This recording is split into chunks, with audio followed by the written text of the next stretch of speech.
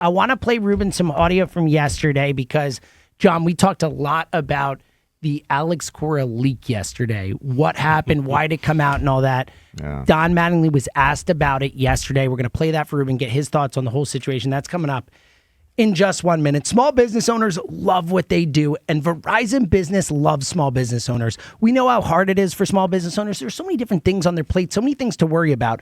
That's why Verizon Business experts come directly to you so you can spend more time doing what you love. Their experts show up on your schedule, ready to offer proven expertise and to learn about the specific needs of your setup firsthand. And get this, they won't quit until the solutions fit, even as your business grows. So save the time and stay where your business needs you the most. Verizon Business.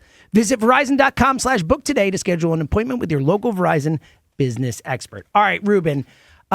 Obviously, I'm sure you saw interesting timing of the Alex Cora news to leak. Bob Nightengale putting it out on Sunday right in the midst of a sweep and all that stuff. I want to get your thoughts on the leak itself, but also this audio from Don Mattingly. Of course, can anyone guess who the reporter who had the guts to ask Don Mattingly? Of course, it's Dave Uram. Of course, you're damn right. It's the Bulldog. Not even a question. He's the best, and we will be talking to Uram. He'll be up covering. He's on A.J. Brown watch tomorrow and Thursday up in New England, so we'll hear from Dave. But Dave asked the question because it was, and that's an awkward question to ask Don Mattingly. Hey, there's a report out there that you're going to be replaced. Here's Dave's question and Mattingly's answer, and I want to get your guys' thoughts. Sorry if you've already been asked about this or are unaware of it, but Bob Nightengale had a report yesterday that indicated that the expectation is that Alex Cora is to be the manager next year unless the club wins or goes to the World Series. What's your reaction to that? And is it frustrating to hear that got out somehow when you guys are trying to make this push down the line? It's win or bust. You win it all or you don't, right? No, none of that frustrates me. I'm not worried about any of that kind of stuff. I was trying to win a game tonight against Miami. I want the best thing for the Phillies. I'm not concerned about any of that. So great answer from Mattingly. He said what he's supposed to say. Perfect answer. I mean, that's exactly what he should do. Exactly. Great. Because he doesn't care, dude. Yeah, he's Don Mattingly. He really handled it well. But here's what I want to ask you. Does he really not care? He might a little, but sure, it doesn't. yeah. But it doesn't really. Listen, he's just been there and done that, and he knows has been the in New business. York. He's been with Steinbrenner. He's been in seen LA. It all, bro. He was at the Dodgers. He was a player in New York. He flicks that off Just his shoulder unfazed. like it's nothing. And look, bro. also remember, the reporting early on was that he didn't even really want the job, kind of did it as a favor, all that type of stuff because they needed him to step in. So I agree. I thought Mattingly handled that great. My bigger question to you, Rube, as someone who's been around the game a while, as someone who was in a front office and knows how this stuff works, knows how leaks work, why people leak things, all that. What did you make of the timing of that leak, of the fact that it came out? So I yesterday, a tinfoil hat theory, Scott Boras could have been involved with the friction between Harper and Mattingly and Dombrowski. Alex Cora Boras was Cora's agent for 14 years when he was a player. I did a High Hopes pod with Jack Fritz. He thinks it's just Middleton and Dombrowski wanting to put pressure on the team and on Mattingly. I think that's a potentially reasonable. I don't know though, because and it could just be that there are people in baseball talking about it. It just seemed like a really strange time for that leak to come out. Guys, it wasn't a leak. It's Bob Nightengale taking a leap of faith, thinking because of what happened and the fact that he contacted Alex Cora, that Dave Dombrowski had contacted and talked to Alex Cora when he was let go, and all that stuff happened, which subsequently led to the firing of Topper. I think, but Nightengale is just taking a leap of faith, man. That's not a leak. It's just a leap of faith. I don't believe you.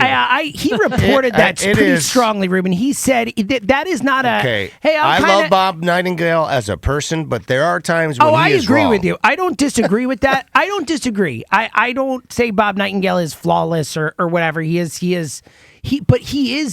has been a mouthpiece for Boras in the past and other people. I mean, he has put things out for agents before. I get your point, but why now? Why is this coming up out of nowhere? I mean, this is not something we've already discussed it. It's already known out there that Alex Cora is who Dave Dombrowski wants at the end of the season. They wanted him to take the job when Topper was fired. Why? Why is this coming out now? Who knows? To me as a GM, I'd be upset with it. I mean, just causes distractions. Agree. For what reason? Yeah. But, sometimes writers write, and sometimes they get information and write it. But damn them for doing their job. It is. No, I don't. But you really don't know whether it's. I mean, to me, I just think he is. I don't think anybody's actually out there telling him this. I think he just took a leap of faith. That's my feeling. All right, I want to get Rube's answer on the Twitter poll question of the day, sponsored by Armin Chevrolet. Gas prices killing your budget? Get huge savings on every Armin Chevy in stock. Visit ArminChevy.com. Get more at Armin Chevy of Ardmore.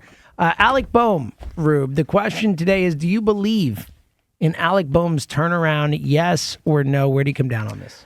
Well, I do, and the reason why is because I see a little bit different mechanics, the mechanics to his swing. He's using his hands a little bit better. Something I have not noticed him do. He's usually one of those guys who uses the middle of the field, stays inside the ball, pushes the ball to the right side of the field. I think what I've seen from him, and I'm not sure if that's something that's going to be short-lived, but he's using his hands better than I've ever seen him do it, and sort of been waiting for this to happen. For him to maybe get a better extension to his barrel and to hit the ball a little bit further out front. And I don't know. Hopefully, I've seen that adjustment. Hopefully, he stays with it. Now, this is a guy that's driven in 90 runs a couple of times. I know it's been a while, a couple of years, but this guy's a run producer, and he came up with another huge base hit with 2 outs yesterday that put them 2 runs up and ended up helping them win the game. He is one of the more clutch players they have with men on base with 2 outs.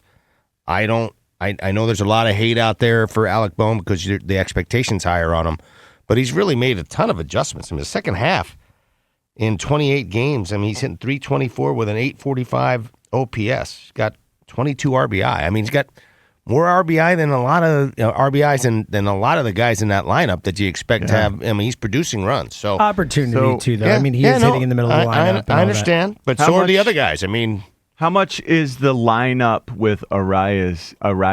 I mean, the numbers suggest that that it's a reason why Stott and Bohm are having more success at the plate. They could be getting better pitches because they are better protected, with pitchers forced to throw more strikes to avoid walking hitters into bigger trouble with Bohm coming up.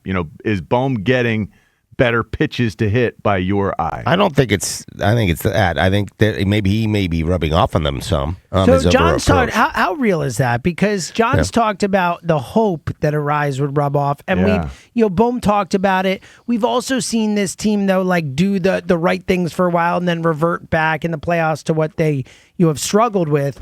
What do you make of the idea that just Arraez's presence and how he goes about his business can have a profound impact on the guys in the line? I think just by osmosis. You just watch the guy. I mean, if you're not learning from something from a guy who is a truly accomplished player and accomplished for many, many years, then shame on you. And I think just having that guy around helps you. I mean, maybe view your at bats a little bit more differently. The at bats that Stott's putting together right now are spectacular. Yeah. Even when he's not having success, the at-bats have been, he's had like 13 pitch at-bats and 12 pitch at-bats. And I just love the way he's going about it. And, you just sort of hope that watching these guys play and watching Arraez swing the bat and have his approach, may have some positive effect.